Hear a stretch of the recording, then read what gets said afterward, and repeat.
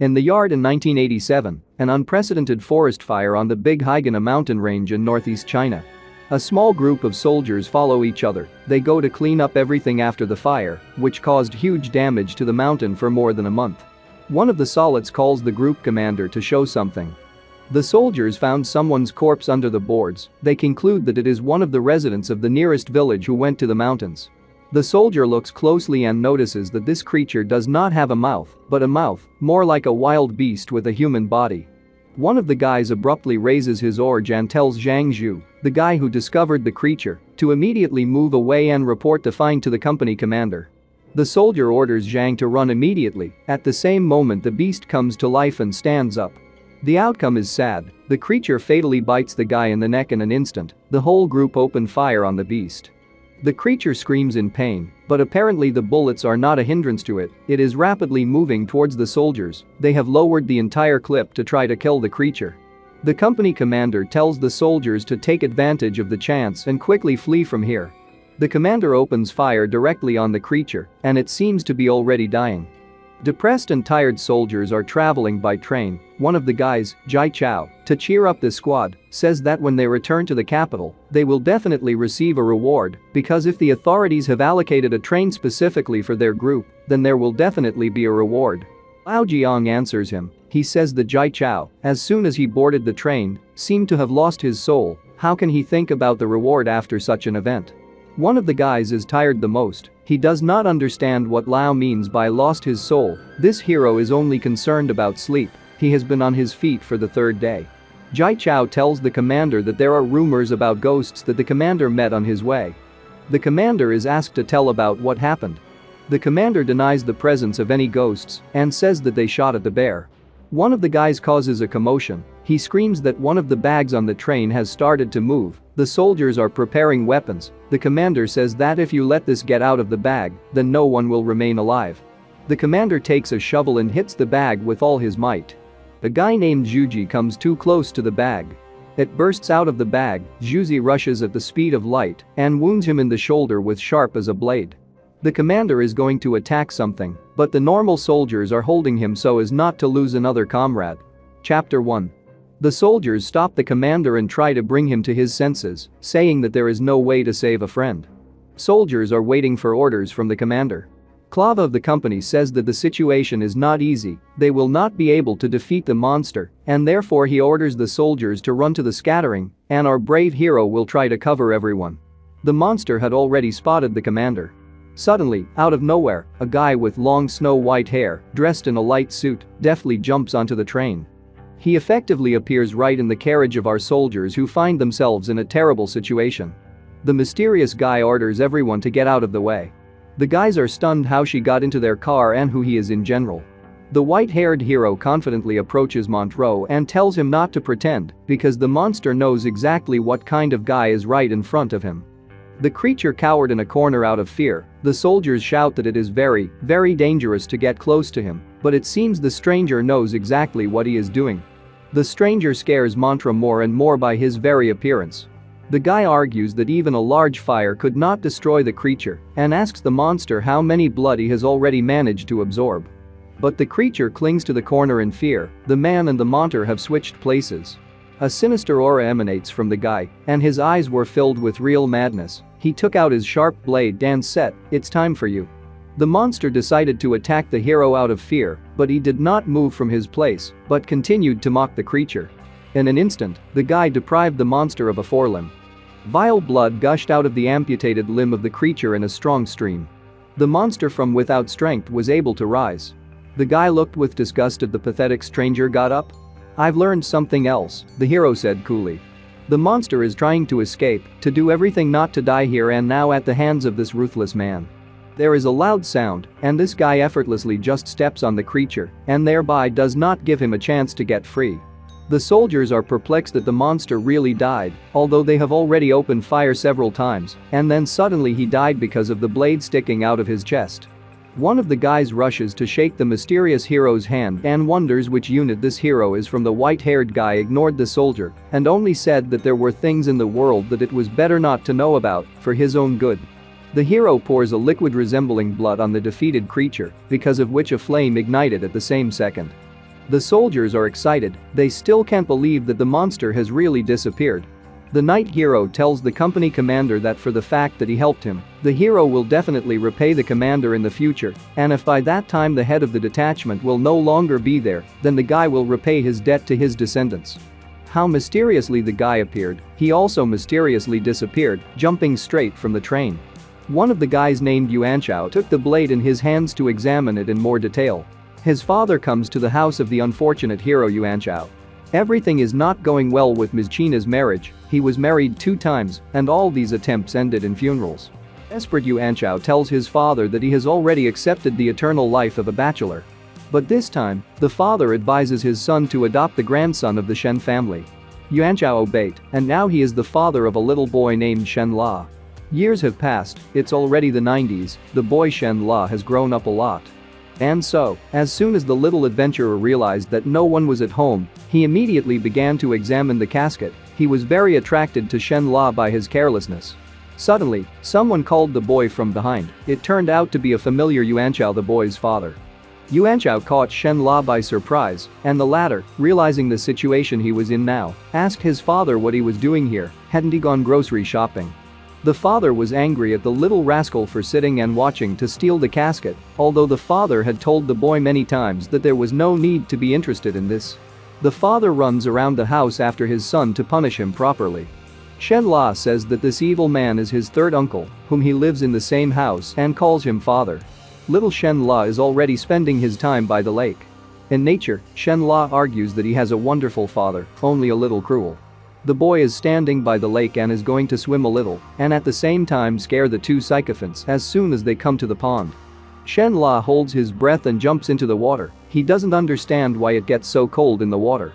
The boy was grabbed by the leg by some inhuman hand and begins to pull him to the bottom.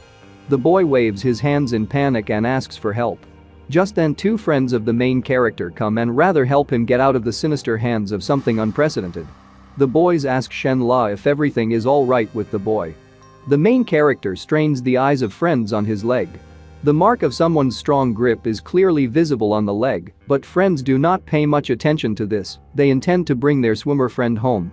The boy was brought home and immediately put in a warm bed, but Shen La is still cold, which he complains about to his father, and the father is so angry about his son's behavior that he does not hear what the boy is talking about. Yuanchao drives the kids home and grumbles at the guys that so many children go to the pond without adults. The father tries to leave the room. Shen La sees some kind of monster slug by his bed. The boy is immobilized and scared, and the monster laughs quietly and maliciously. It asks the boy if he sees him. Monster has an evil grin and glowing eyes on his face. Suddenly, the monster takes possession of the boy. The father resorts to Shen La. The boy tries to explain to his father that when he plunged into the lake, something grabbed his leg, and now it has come for him now. The monster slowly takes over the boy's mind so that he no longer responds to his father. Yuanchao immediately remembers about a certain silver dagger. He runs for a weapon and throws things around in search of a dagger. The father orders the monster to leave his son alone, otherwise the Man-6 Na will simply kill the monster with this dagger. The monster begins to leave the boy's body and evaporates into the air. The boy falls with his head on the pillow and loses consciousness for a few seconds. Shen La, or as he is also called Lazi, comes to his senses. The excited father looks around to make sure that there is no danger anymore. The boy says that the monster has already left. From the dialogue between father and son, it is learned that Lazi was able to see various evil spirits from an early age. Monk Xiao said that the boy had heavenly vision. Yuanchao tells his son that tomorrow he will kill the black dog and then wash the boy. This means that the father will wash Lazi's head with blood because the black dog causes a solar eclipse, which will help close the boy's celestial vision. The caring father calms Lazi down and puts him back to bed. But the boy, as it turns out, is still full of strength. He asks his father if that mysterious dagger was always in that casket. Lazi is surprisingly interested in this dagger. He begs his father to show him this weapon.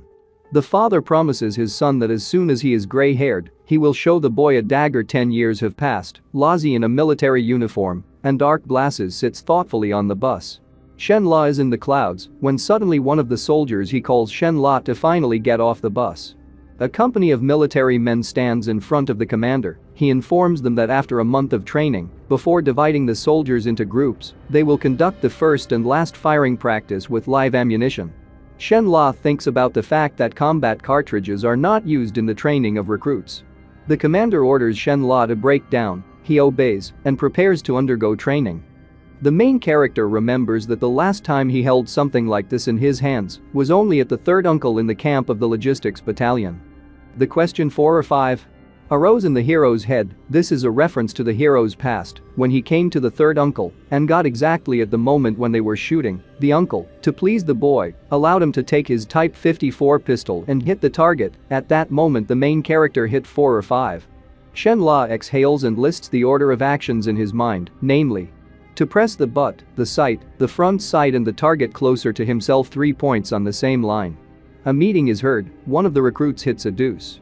A soldier standing next to the commander noticed that each person is given 2 cartridges, and if you sum it up, there won't be 100 hits. In this case, is there any point in hoping for something and continuing training? The commander says he's seen enough and it's time to finish. But suddenly, the soldier checking the marks on the mesh shouts 10. An accurate hit. It was the main character's shot. Shen La is clearly an excellent shooter. He hit the very center of the 10. The commander is shocked by the accuracy of the soldier. He orders to replace the target and give Shen La 2 more cartridges. The main character is preparing for a new striking shot. He intends to cause the boss the same feeling. Shen La exhales, focuses on the front sight, pulls on himself with his index finger, and clearly imagines the target. 2 shots and both 10. The commander is stunned by the incredible talent of the recruit. He puts his hand on the hero's shoulder. The boss does not hide his shock. He says that he does not understand anything at all because the soldier is not very many years old and he already has exceptional shooting skills. The commander asks Shen La which sports school he is from and whether the first shot was a target. The main character turns to the commander. He informs that he has no training and today he held a rifle in his hands for the first time. The commander says it's just incredible, the first time he shot and immediately hit the top 10. The boss asks the hero if he is a hero of Chinese myths, a striking archer from the Yi tribe, a fighter against monsters, a cultural hero who invented the bow and arrow and taught this art to people. The commander ordered the main character to take off his cap with dark glasses and show himself who he was. Shen La salutes, gives his name and jokingly says that he is not Hu Yi in any way. The examination shooting range of the regimental headquarters, Shen La stands with the rest of the soldiers. He is ordered out of order, informed that a trial shooting will now be conducted at a distance of 100 meters from the target, and the time limit is exactly 3 minutes. There are no restrictions on cartridges. Although the main character looks confident, even he has excitement right before the responsible moment. He tells himself to calm down, to remember yesterday's feeling during the shooting. Shen La takes aim. Fortunately, all the marks on the target are clearly visible. During the shooting, the main character experiences the most pleasant sensations. A sharp sound is heard, the bullet fleetingly and very quickly flies into the target, piercing it exactly in the middle. The others do not lag behind and also open fire on their targets. Time is running out and the commander orders to stop shooting and show his targets. The target inspector reports to higher positions that it is impossible to give an exact answer for one of the targets. The commander wonders what is the matter. Once again, the main character delighted everyone. Hitting the target was very concentrated, so it was impossible to say exactly how many dozen. Again, Shen La hit not only the target, but also experienced soldiers who never saw it again. It was so incredible that people could not believe their eyes. And a smug grin was already drawn on Shen La. This time the hero also broke through the wall, but immediately said that he did not do it on purpose. The new commander directly asked how the hero managed to hit so accurately, expecting Shen La to reveal his secret to him. But our humorous guy says, "Let me report. I used my hands." An amazing answer, worthy. From that day the main character was accepted into the guard company. Diligent strength training of Shen La in a new company, because in 2 months there will be a competition of military skills between the military. The main character should add importance to the commander of his regiment, and for this Shen La is ready to work tirelessly because he was taken as an exception. The day of the military skill contest has come. The company commander of the 6th Regiment, Liu Yuan, is called to the ready. The commander confidently steps to the weapon, lies down on the ground, takes a fighting position and begins to aim, starts shooting. Time is running out and it's time to stop shooting. One of the inspectors reports that Liu Yuan hit 4 10s and 1 6. It's Shen La's turn to get out of line and show his skills. The main character praises Commander Liu, says that he showed really good shooting.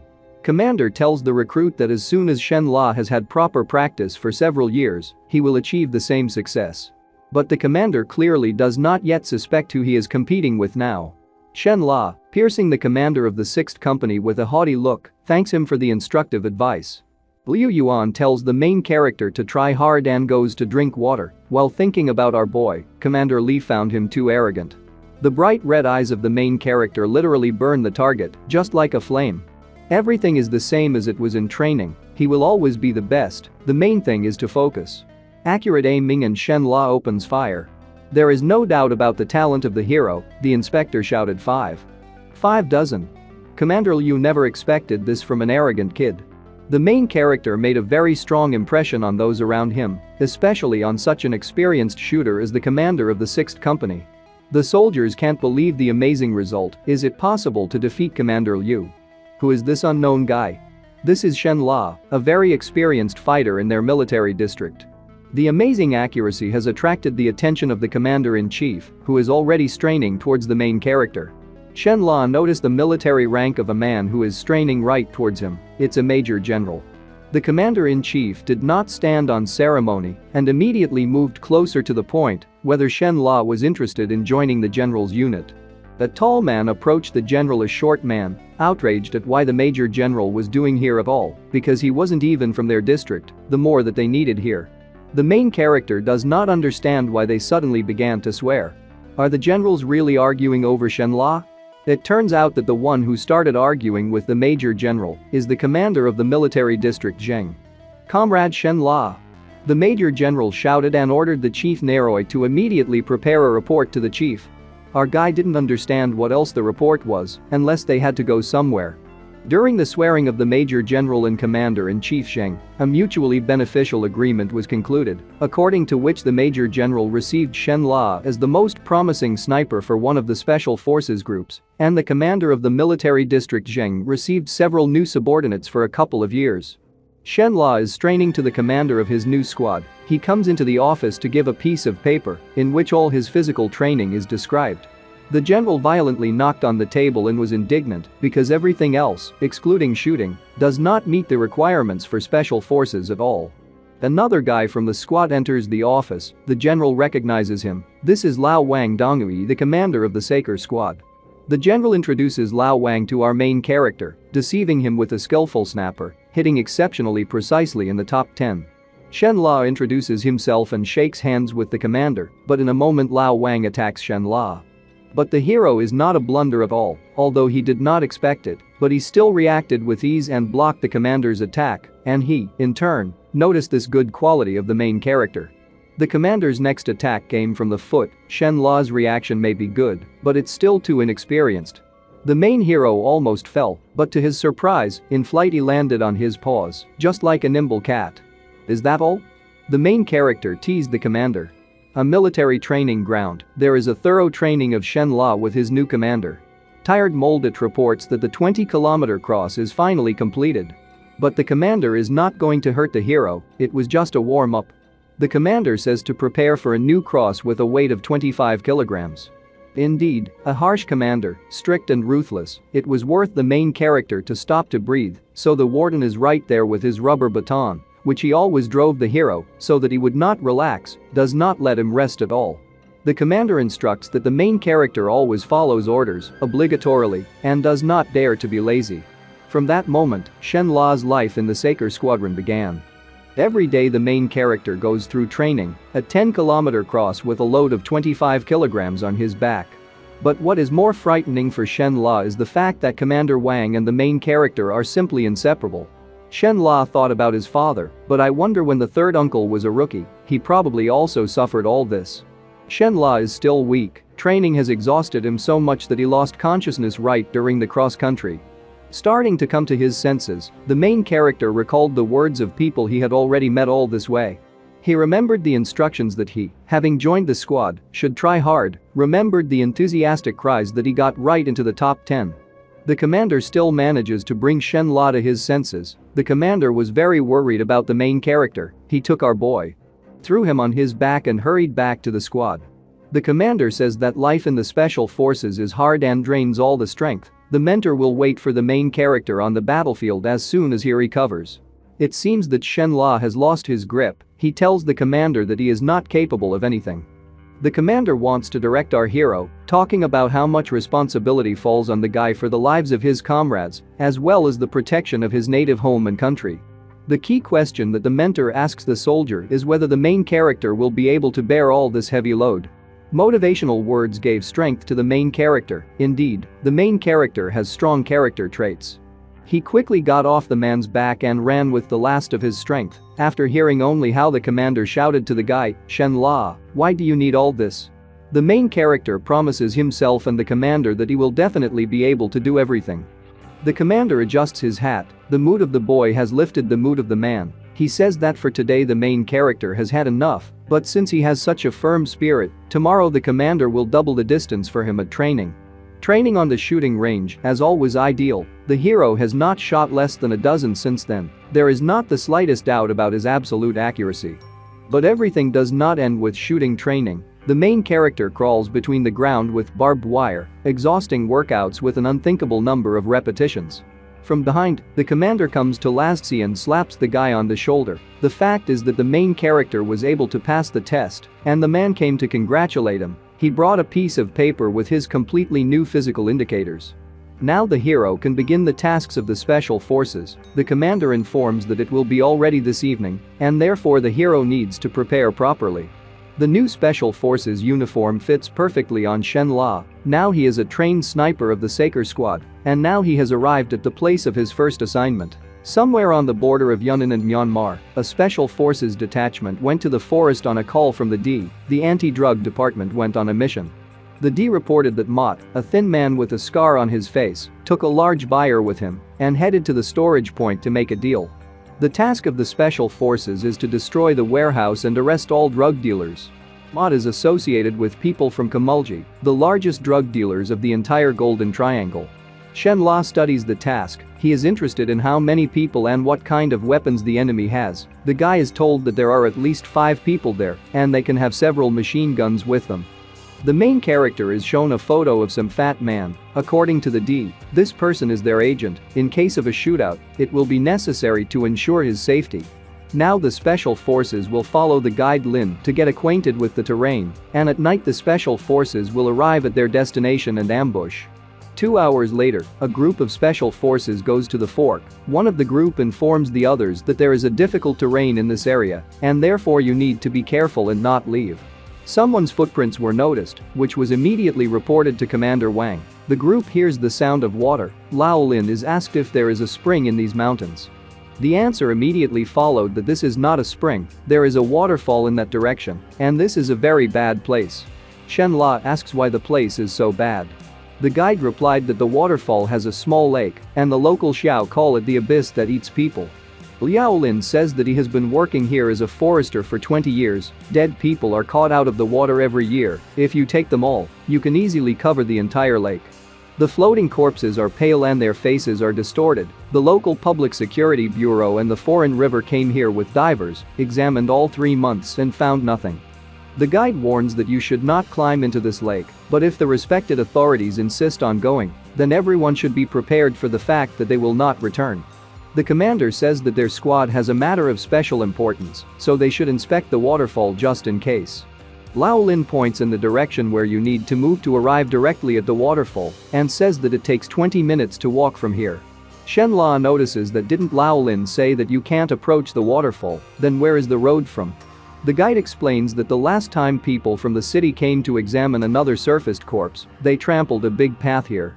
Shen Li does not feel well. The closer he is to the waterfall, the more his head hurts, as if some force wants to break right out of the dungeon.